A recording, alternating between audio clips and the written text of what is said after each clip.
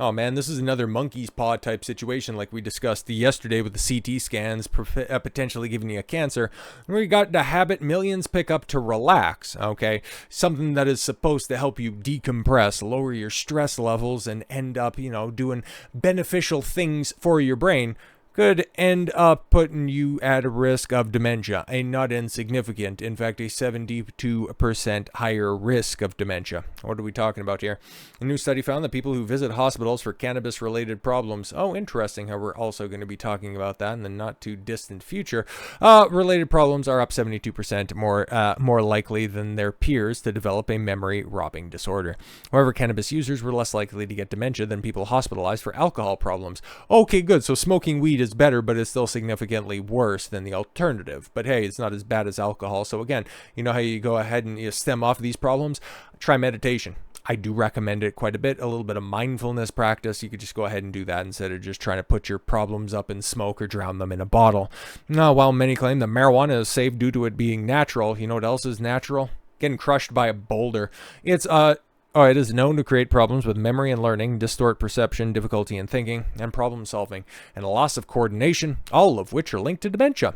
Dr. Colleen Weber, co-author of the study in the Science of Bruyere, Health Research Institute in Ottawa, well, of course it's in Ottawa, said regular cannabis use might directly increase the risk of dementia through changes in brain structure. It is also possible that regular cannabis use increases the risk of other established risk factors for dementia, including high blood pressure, head trauma, and other injuries, and a risk of depression and social isolation. Really? Oh, okay, that kind of makes sense, but nearly 15%, or 49.5 million Americans, about 2.3 million people in the UK regularly use cannabis. In the US, recreational use is legal in 24 states, while 38 states allow the use for medicinal purposes. Yes, for medicinal purposes that could end up causing you a much more difficult lot in life. So fantastic, right? Oh, but it's for my glaucoma. For the latest study, the researchers studied over 6 million people aged 45 to 105 from Ontario, yes, and had no history of dementia between January 2008 and December of 2021. Out of this, they identified 16,275 people who had developed dementia. Wow, that is a not insignificant number, and had a history of cannabis use that required acute care, defined as a visit to the emergency department or hospitalization. Holy crap, these people are greening out and then going to the emergency room, huh? That's crazy. These people were were then compared to people in three groups: individuals with an all-cause acute care visit, the general population, and individuals with acute care due to alcohol. The results showed that 5% of people aged 45 or older who had received treatment for cannabis in acute care were diagnosed with dementia within 5 years.